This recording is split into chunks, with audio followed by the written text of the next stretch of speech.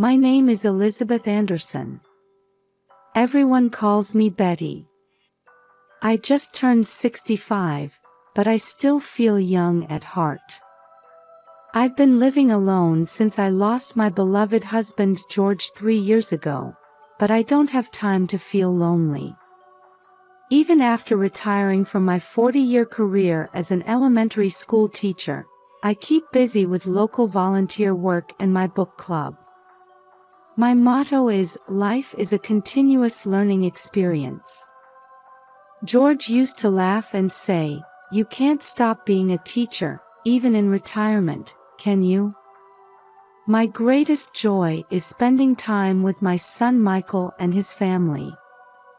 Especially my 3-year-old grandson Tommy, who's the light of my life. Just seeing his smile warms my heart. Tomorrow is Tommy's 3rd birthday. I'm so excited already. Michael and Sarah seem to be busy with work, but we're planning to celebrate together over a video call. Yesterday, I went shopping for presents. I bought a dinosaur picture book and a cute dinosaur stuffed animal, both of which Tommy loves. I'm already imagining how happy he'll be, and it fills me with joy. The morning sunlight streaming through the window woke me up. I glanced at the clock. It was only 6 a.m. But today is Tommy's 3rd birthday, and I'm too excited to sleep any longer. I got out of bed and made some coffee first thing. With a warm cup in hand, I headed to the living room. On the table lay the presents I had carefully wrapped last night. I couldn't help but smile. At 8 o'clock, I started preparing for the video call. I turned on my new tablet and checked the connection. I fixed my hair and put on a bright cardigan that Tommy likes. I hung Tommy's favorite dinosaur picture in the background. At 9 a.m., the appointed time, I nervously pressed the call button. As the ringtone sounded, my heart started racing. The screen brightened, and Tommy's face appeared. But at that moment, my smile froze. "Tommy." My voice was trembling. The Tommy on the screen had white bandages wrapped around both eyes. His usual bright smile was nowhere to be seen. "Grandma." Tommy's voice was small and shaky. "Grandma, I can't see anything." With those words, I felt my world crumbling. "Tommy, what happened? What's going on?" I asked frantically. But Tommy remained silent, just trembling his small body. "Michael? Sarah? Are you there?" I called out desperately, but there was no answer. Around Tommy, there were no birthday decorations or cake to be seen. Just white walls and a dimly lit room. What kind of special birthday is this? "Tommy, it's okay.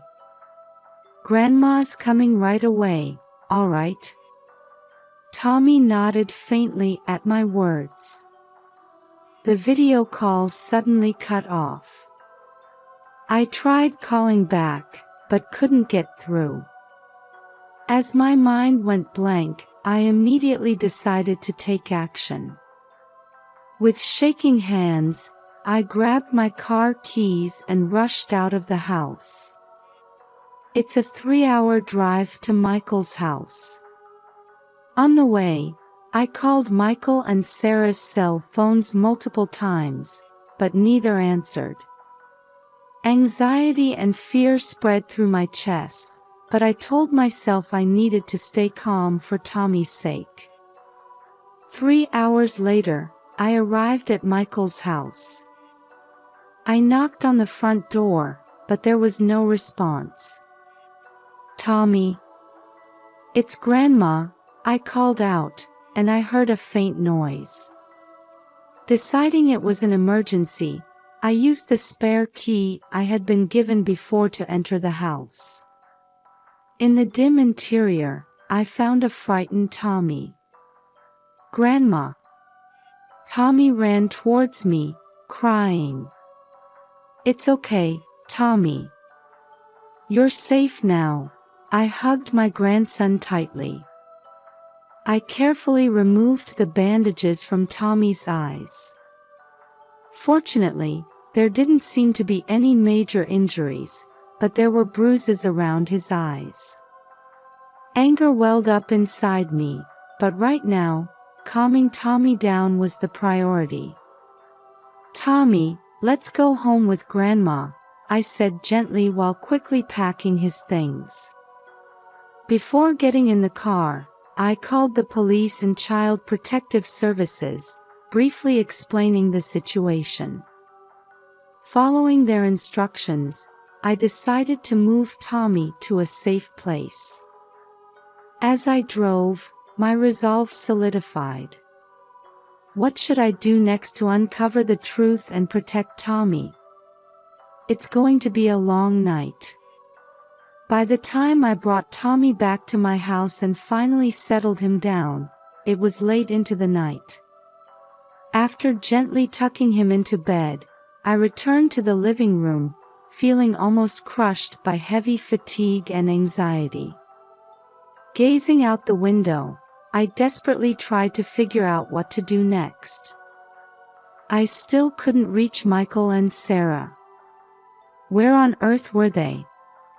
And why had they left Tommy in such a state? Questions kept piling up. I took a deep breath to calm myself. Stay cool, Betty, I told myself.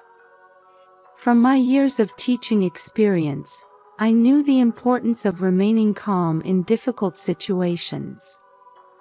First thing in the morning, I called Child Protective Services and gave them a detailed explanation of the situation.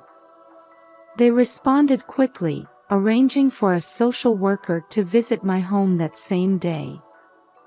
Next, I contacted my friend Judy, who lives near Michael's house. Judy, it's been a while, I said over the phone. Judy sounded surprised. Betty. What's the matter? Did something happen? I took a deep breath and briefly explained the situation. Judy's voice was clearly shaken. Actually, Judy began hesitantly. Things have been strange at Michael's house lately. There's been crying at night, and the curtains are always closed, even during the day. This information amplified my anxiety. After that, I started gathering bits of information from other neighbors. Recent observations of Michael and Sarah, the frequency of their outings with Tommy, noises at night, each piece was like a small part forming an ominous bigger picture. After the social worker's visit, I steeled my resolve. To uncover the truth and protect Tommy, I needed to investigate more thoroughly. The next day, I visited Tommy's preschool. The principal, Mrs. Johnson, seemed surprised by my visit. Mrs. Anderson, the principal said, "Is this about Tommy? He's been absent for 2 weeks. His parents said he had a cold, but..." A cold? Michael hadn't mentioned anything about that. As I inquired further, I learned that Tommy's behavior had been gradually changing. Once an active child, he had become increasingly introverted, and sometimes had unexplained bruises. Next, I visited Tommy's pediatrician. While bound by doctor-patient confidentiality, the doctor, seeing my desperate state, offered some general advice. Recently, we've been particularly vigilant about not missing signs of abuse, the doctor said carefully. Especially unexplained injuries or sudden changes in a child's behavior are cause for concern. These words made my heart clench. As I continued my investigation, I discovered that Michael and Sarah were also having financial problems. There were signs of increasing monetary stress, such as Michael's unstable position at his company and Sarah recently quitting her job. Carol, Sarah's friend who works as a cashier at the local supermarket, also shared some concerning information. "Sarah, you know, she's been acting strange lately," Carol said worriedly. "She used to be so cheerful, but suddenly she became gloomy. And she stopped bringing Tommy along." But the most shocking information came from Michael's colleague at work. Actually, the colleague began hesitantly. "I've seen Michael drinking alcohol during work hours recently. And one day, he accidentally showed someone a photo of his wife with bruises on her arm." The moment I heard this information, I felt something crumble inside me. The reality I didn't want to imagine was slowly being revealed. Back at home, organizing the information I had gathered, I couldn't hold back my tears. To think that my beloved son and daughter-in-law had fallen into such a situation. And above all, that innocent Tommy had become a victim. But now is not the time to be swept away by emotions. There's still more I need to do to protect Tommy and save my family. Gather evidence, report to the appropriate agencies, and confront Michael and Sarah.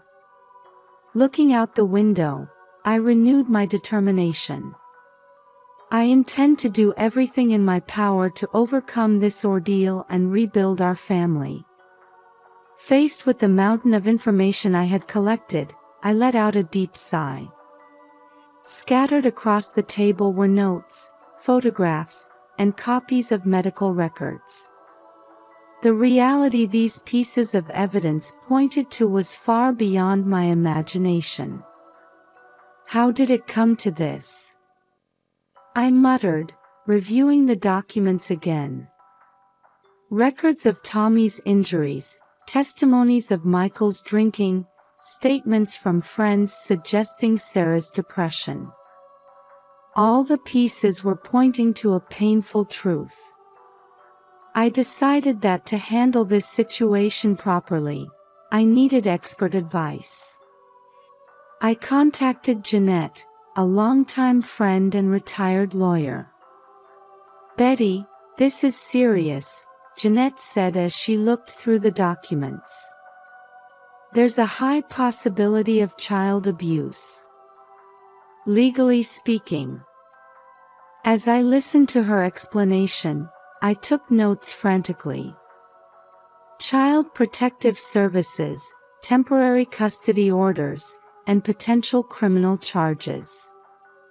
These words were becoming frighteningly real. "But first, you should confront them," Jeanette gently added. "There's still a chance to repair the family bonds." Her words gave me a glimmer of hope. The next day, unexpected information came in. A phone call from my old friend John. "Betty, I heard Michael and Sarah are coming back on a cruise ship the day after tomorrow morning." My heart raced. The time for confrontation had finally come. "Thank you, John," I replied, taking a deep breath. "I'll go to the port too."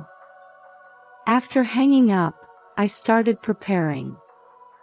I put the necessary documents in my bag and packed a change of clothes. And I didn't forget Tommy's favorite stuffed animal. I looked at my reflection in the mirror.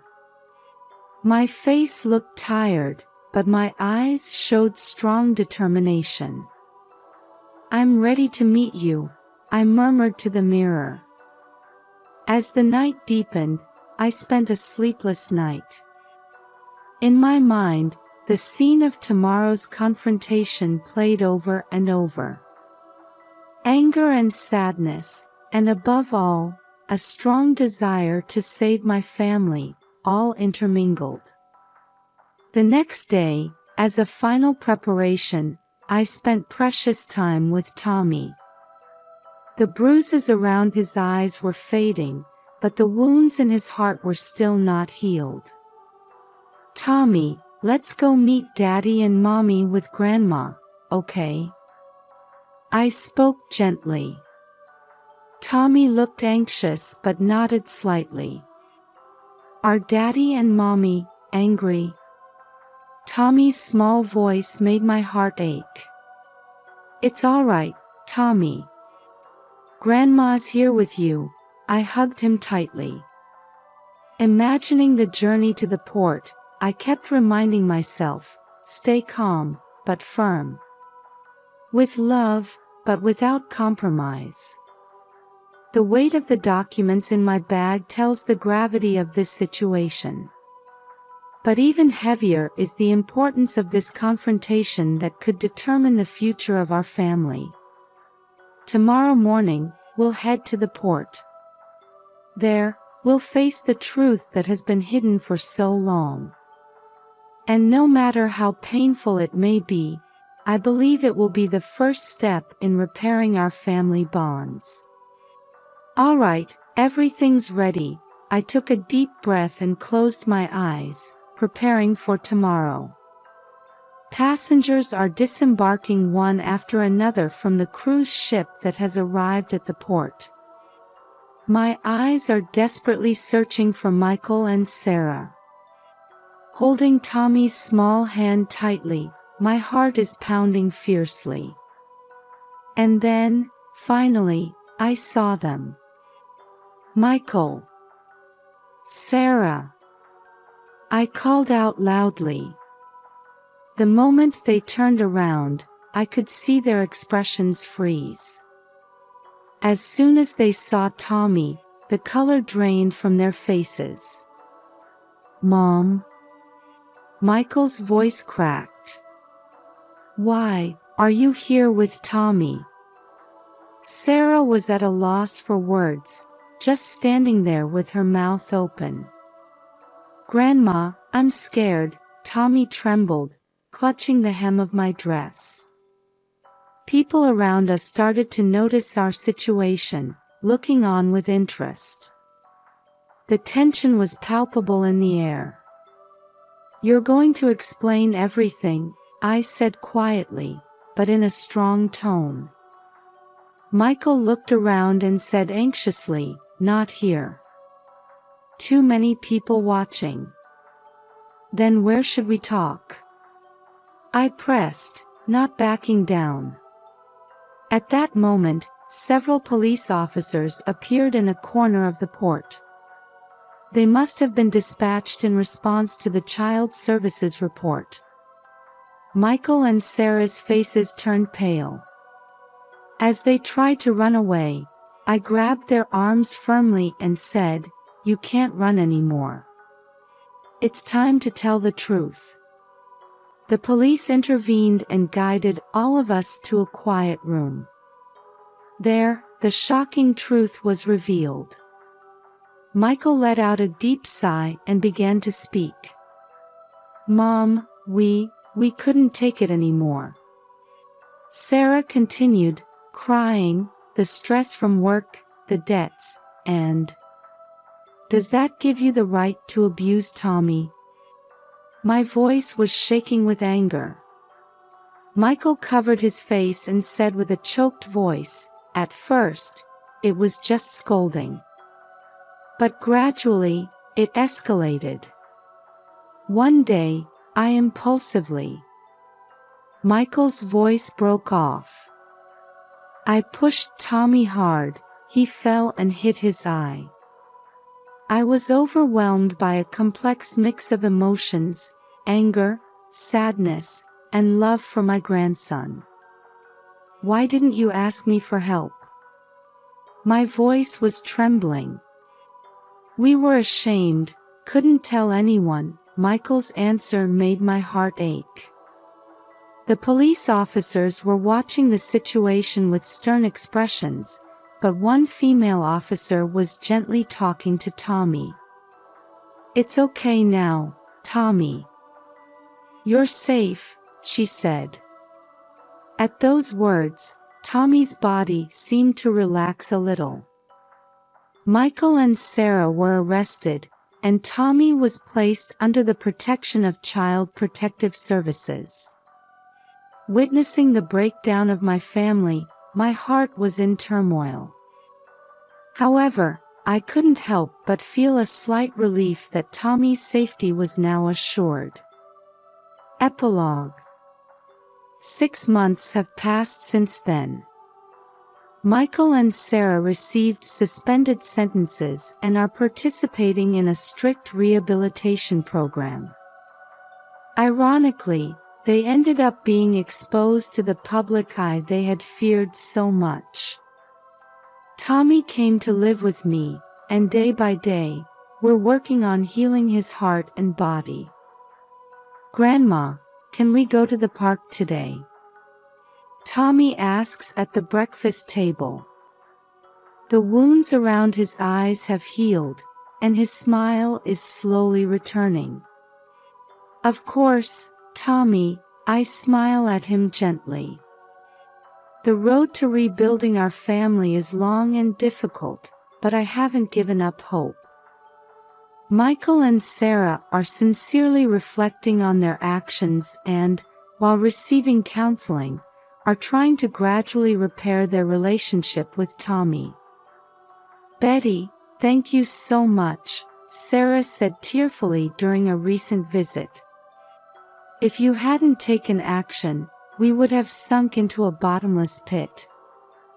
The family bonds have been deeply wounded, but I believe that with love, patience, and above all, hope, they will surely heal someday. By overcoming this ordeal, our family will become stronger. I firmly believe that the future reflected in Tommy's smile will be filled with happiness.